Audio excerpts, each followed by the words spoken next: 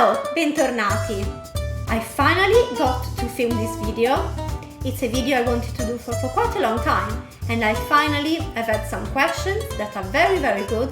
Thank you for sending them over, and I'm going to answer them today. So welcome to this Q&A, and let's have a look at the first question. The first question is, what is the difference between the verb partire and lasciare?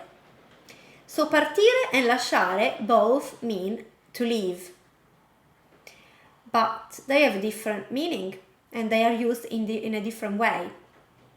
So partire means to leave, like to go on holiday.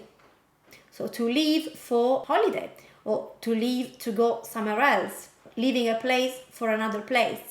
For example, domani parto per Torino. Tomorrow I'm leaving to go to Turin.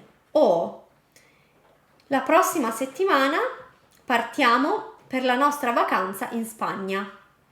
So next week we are leaving for our holiday to Spain. Lasciare means to leave, but it means to leave behind or to leave something. For example, oh no, ho lasciato la mia borsa a casa. Oh no, I left my bag in the house. O ogni mattina lascio i miei figli a scuola alle 8. Every morning I leave my kids in school at 8 a.m. Or I drop my kids to school at 8 a.m.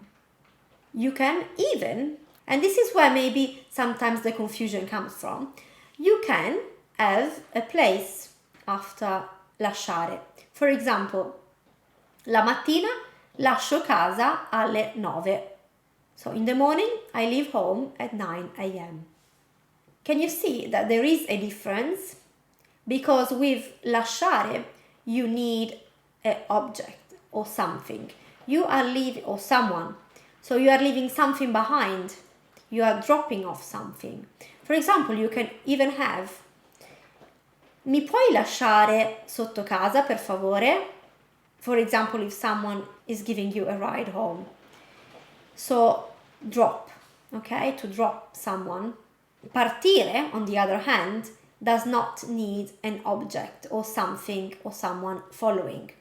So parto per la Spagna, parto per Torino. So I'm leaving to go to, okay? Per is to or for. So that's the difference, and I hope it's a bit more clear now. Let's have a look at question number 2. Question number 2 is a really good question, and it says, are there any rules for which the adjectives follow the noun or precede the noun? So do adjectives go before or after nouns? So as you actually mentioned in the question, so as you know, the rule of thumb is that in Italian adjectives follow the nouns. For example, ho una camicia gialla e bianca. I have a white and yellow shirt. Or ho una macchina rossa e sportiva. I have a red and sporty car. But sometimes in Italian adjectives go before the noun. So you're right there. There are exceptions. Let's say that the rule in Italian is a bit more flexible compared to the rule in English. So in English, the adjectives always go before the nouns. But in Italian, it's not like that. So you can, it's flexible. It's correct sometimes if you put them before the noun as well. There is a little difference. Let's see if you can notice between these two sentences, and I'll explain to you. So adjectives that go before nouns, for example, let's have a look at this sentence. Ho buttato via il mio vecchio telefono. So I threw away my old phone. And let's have a look at this sentence. Ho buttato via il mio telefono vecchio. I threw away my old phone still. But there is a little little difference. In the second sentence, you are assuming that there might be a new phone. So you are differentiating, and this is the role of the adjective after the noun sometimes. You are distinguishing between the quality of this object you're talking about and another quality of something else. So you can have a new phone, you're throwing away your old phone, but you can have a new phone. While if you put it before the noun, for example, quando sono tornata a casa ho trovato un grande macello. So when I came back home, I found a huge mess. So you're just describing, okay, it's descriptive. You are describing the mess.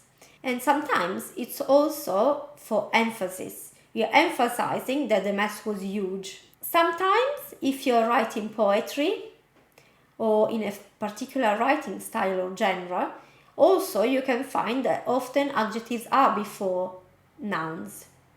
And this is because it's a bit more poetic. For example, camminavo tra le blu onde, o stavo guardando il tempestoso cielo d'inverno. So this is a bit more poetic.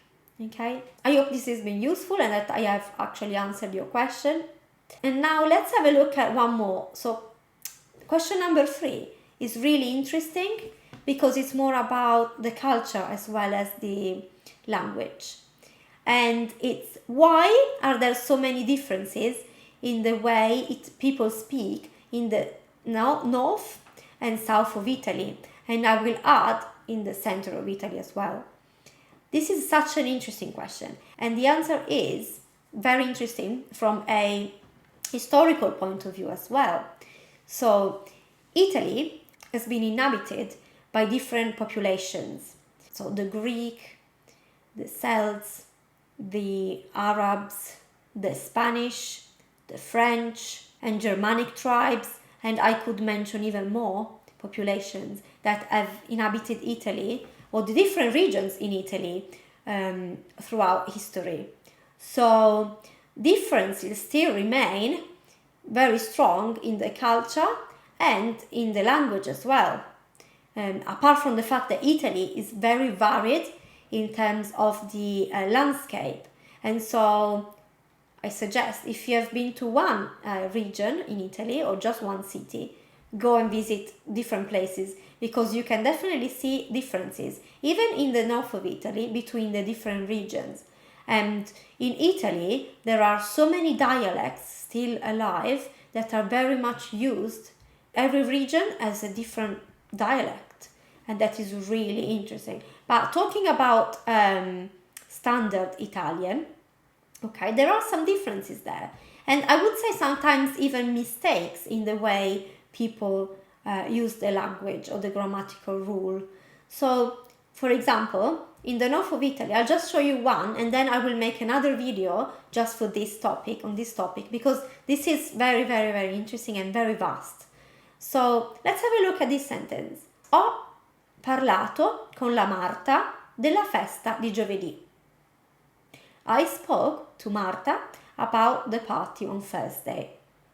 So, in the north of Italy, sometimes, let's say Milan, people use the article in front of proper nouns, in front of names. And this is grammatically a mistake, but people do that. They do it a lot.